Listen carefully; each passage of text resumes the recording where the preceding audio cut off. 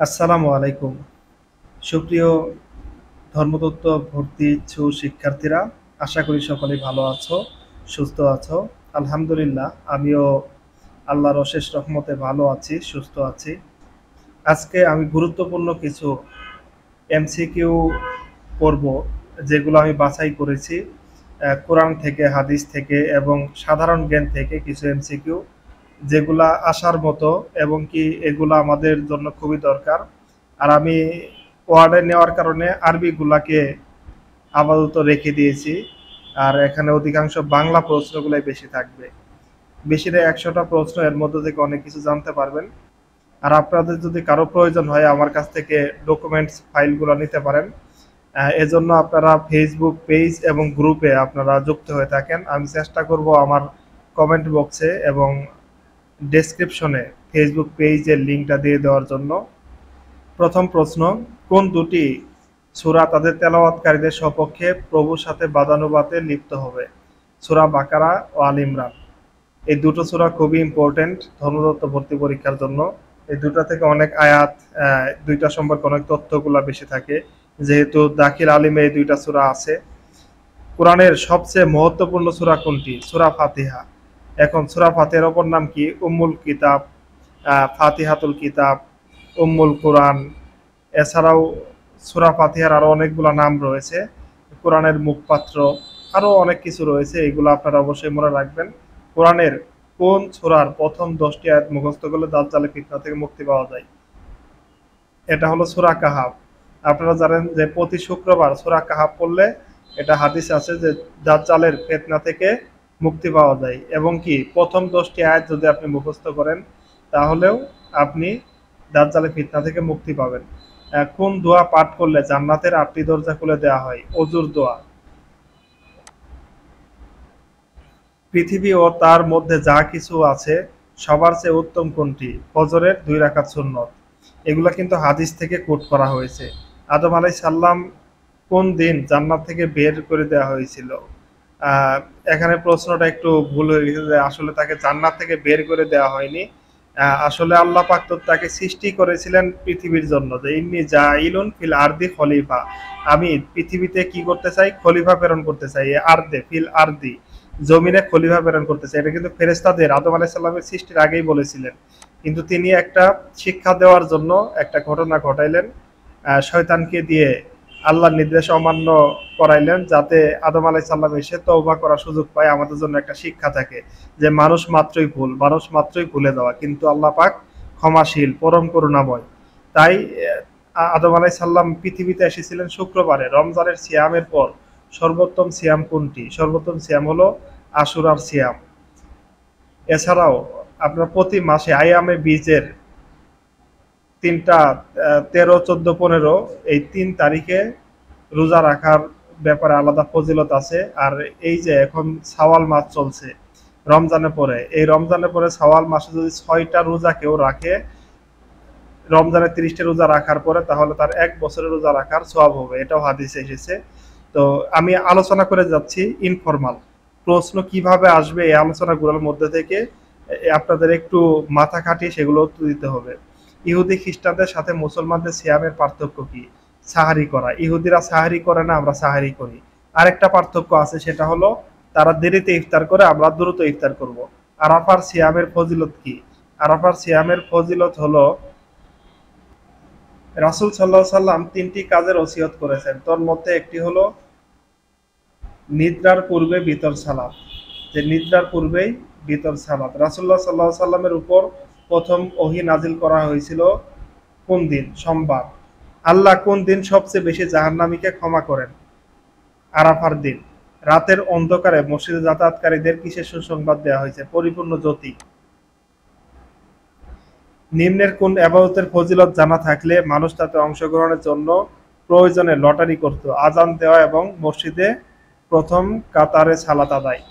রাসূল সাল্লাল্লাহু আলাইহি সাল্লাম কোন মাসে সবচেয়ে বেশি নফল সিয়াম রাখতেন? শাবান মাসে। কোন সূরা তেলাওয়াতের কারণে জনৈক ব্যক্তির মাথার উপর মেঘ ঢেকে নিয়েছিল? সূরা কাহাফ। রাসূলুল্লাহ সাল্লাল্লাহু আলাইহি সাল্লাম কোন মাসে সবচেয়ে বেশি নফল সিয়াম রাখতেন? শাবান মাসে। আল্লাহর রাস্তায় কোন ব্যক্তির জিহাদ উপলক্ষে আল্লাহর রাস্তায় কোনো ব্যক্তির জিহাদ উপলক্ষে অবস্থান করা নিজ ঘরে কত বছর সালাত পড়া অপেক্ষা উত্তম? ৭০,০০০ বছর। কোন চক্ষুকে জাহান্নামের আগুন স্পর্শ করবে না? যে চক্ষু আল্লাহর ভয়ে ক্রন্দন করে, এখানে দুটো চক্ষু, এবং আল্লাহর প্রহরায় রত থাকে। যে চক্ষু আল্লাহর ভয়ে ক্রন্দন করে এবং আল্লাহর প্রহরায় রত থাকে। নবী করিম সাল্লাল্লাহু আলাইহি ওয়াসাল্লাম তাবুক অভিযান হতে ফিরে এলে ছোট বড় সকল মানুষ তাকে কোন স্থানে স্বাগত জানিয়েছিলেন? তাকে স্বাগত জানিয়েছিলেন মদিনার উপকণ্ঠে অবস্থিত সানিয়াতুল ওদা। কোন ব্যক্তি রাসূলুল্লাহ সাল্লাল্লাহু আলাইহি ওয়াসাল্লাম ঈর্ষার পাত্র বলে উল্লেখ করেছেন? সেই ব্যক্তি যাকে আল্লাহ তাআলা ধন সম্পদ দান করেছেন এবং তাকে সৎ পথে ব্যয় করার শক্তিও দিয়েছেন। সেই ব্যক্তি যাকে আল্লাহ তাআলা জ্ঞান দান করেছেন, যার বদৌলতে সে বিচার ফয়সালা করে থাকে ও তা অপরকে শিক্ষা দেয়। যে ব্যক্তি যে রাত্রে রাসূলুল্লাহ সাল্লাল্লাহু আলাইহি ওয়াসাল্লামকে মিরাজে ভ্রমণে নিয়ে যাওয়া হয়েছিল, সেই রাত্রে তার নিকটে কিসের পাত্র আনা হয়েছিল? তার নিকটে আনা হয়েছিল মদ ও দুধের পাত্র। রাসূল সাল্লাল্লাহু আলাইহি ওয়াসাল্লাম বলেছেন, পূর্ববর্তী জাতির মধ্যে অনেক মুহাদ্দিস যাদের মনে আল্লাহর পক্ষ থেকে ইলহাম প্রক্ষেপ করা হতো। ইলহাম বলতে এক প্রকার ওহী, ঠিক আছে? রাসূলুল্লাহ সাল্লাল্লাহু আলাইহি ওয়াসাল্লাম পূর্বেই অনেক অলি, মানে যেমন লুকমান আলাইহিস সালাম সহ শুরু করে যারা মূলত মানে নবীও না, আবার নবীর চেয়ে কমও না, এরকম লোকদের কাছে আল্লাহ পাক ওহী বা ইলহাম পাঠিয়েছিলেন। যদি আমার উম্মতের মধ্যে কোনো মুহাদ্দিস থাকে, সে হলো উমর রাদিয়াল্লাহু তাআলা আনহু। এবং উমর রাদিয়াল্লাহু তাআলা আনহু সম্পর্কে হাদিসে এটাও বলা আছে যে আমার পরে রাসূলুল্লাহ সাল্লাল্লাহু আলাইহি ওয়াসাল্লাম বলছেন, আমার পরে কেউ যদি নবী হতো তাহলে সে হতো উমর। মুশরিকদের সম্পর্কে তথ্য সংগ্রহের জন্য রাসূলুল্লাহ সাল্লাল্লাহু আলাইহি ওয়াসাল্লাম কার নেতৃত্বে একটি গুপ্তচর গঠন পাঠিয়েছিলেন? আসেম ইবনে সাবের। এই প্রশ্নটা গুরুত্বপূর্ণ, মনে রাখবেন। আসেম ইবনে সাবের। সুফিয়ান ইবনে আব্দুল্লাহ রাসূলুল্লাহ সাল্লাল্লাহু আলাইহি ওয়াসাল্লামকে জিজ্ঞেস করলেন, হে আল্লাহ রাসূল সাল্লাল্লাহু আলাইহি ওয়াসাল্লাম, আমার জন্য আপনি কোন জিনিসকে বেশি ভয় করেন? রাসূল সাল্লাল্লাহু আলাইহি ওয়াসাল্লাম বলেছিলেন জিহ্বা। যে রাসূলুল্লাহ সাল্লাল্লাহু আলাইহি ওয়াসাল্লামের একটা হাদিস হলো যে তোমরা দুইটা জিনিসের, জিহ্বা এবং লজ্জাস্থানের জিম্মাদার নাও, আমি তোমাদের জান্নাতের জিম্মাদার হয়ে যাব। কিয়ামতের দিন আল্লাহ কোন ব্যক্তির চেহারাকে জাহান্নামের আগুন থেকে রক্ষা করবে? যে ব্যক্তি তার মুসলিম ভাইয়ের সম্ভ্রম রক্ষা করবে। আল্লাহ আল্লাহ বলেন, পাপ ও সীমা লঙ্ঘনের মধ্যে তোমরা একে অপরকে ওয়ালা তাআওয়ানু আলাল ইসমি ওয়াল উদওয়ান। এটি কোন সূরায় বলা হয়েছে? তাআওয়ানু আলাল বিররি ওয়াত তাকওয়া, তোমরা সৎ পথে সাহায্য করো। ওয়ালা তাআওয়ানু আলাল ইসমি ওয়াল উদওয়ান, এটা কোন সূরায় বলা হয়েছে? উত্তরটা দেখি। বলা হয়েছে সূরা মায়েদায়। হ্যাঁ, এই আয়াতটা গুরুত্বপূর্ণ। এখানে আমি আরবি আনতে পারি নাই, আপনাদের আরবি বলে দিলাম। মানে কোন মুমিনকে লানত দেওয়াকে হত্যার সাথে তুলনা করা হয়েছে।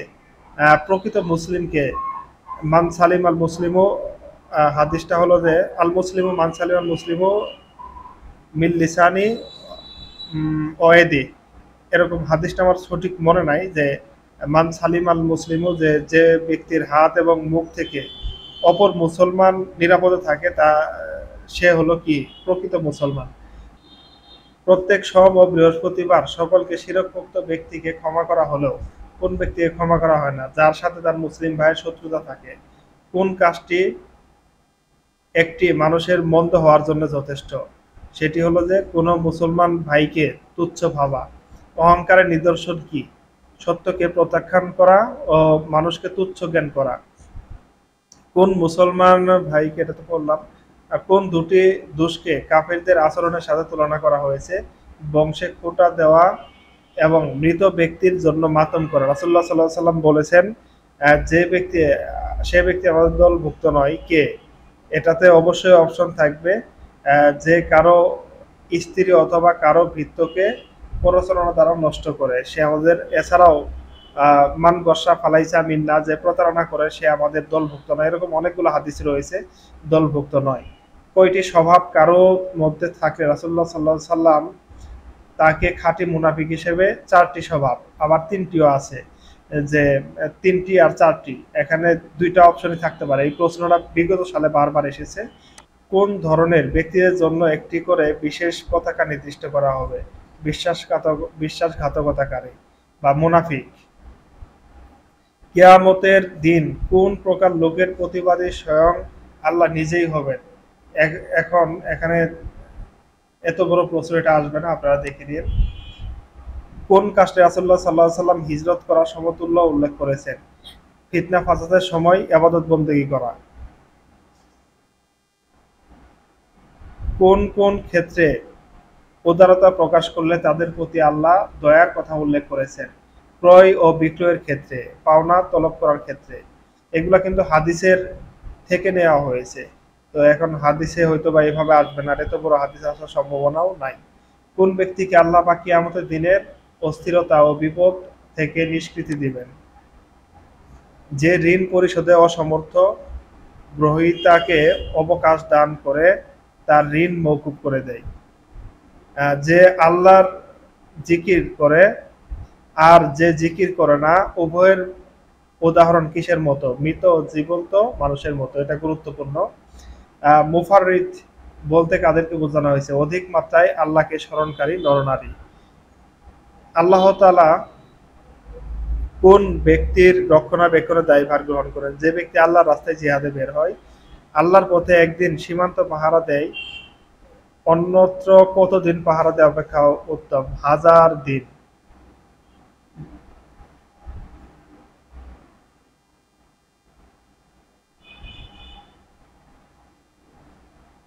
আবু সুফিয়ানের স্ত্রী হিন্দা নবী সাল্লাল্লাহু আলাইহি সাল্লামের নিকটে তার স্বামী আবু সুফিয়ান সম্পর্কে কি বলেছিল?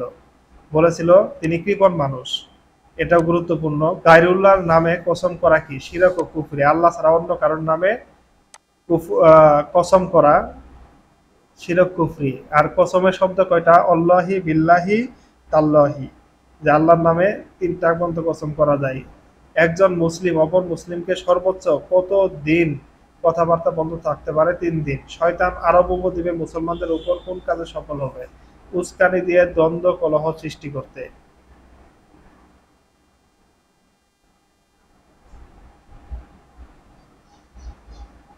রাস্তার হক কি? এখানে রাস্তার হক এটা হাদিসে আছে, অনেক বড়। এটা আপনারা পড়ে নিয়েন।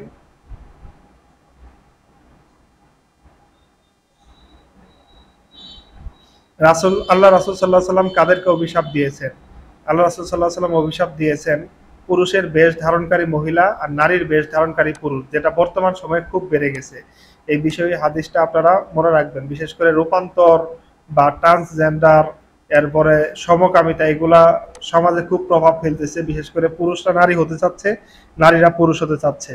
আর এই সকল লোকেরা সরাসরি জাহান্নামে যাবে, আল্লাহ রাসূল তাদেরকে অভিশাপ দিয়েছেন।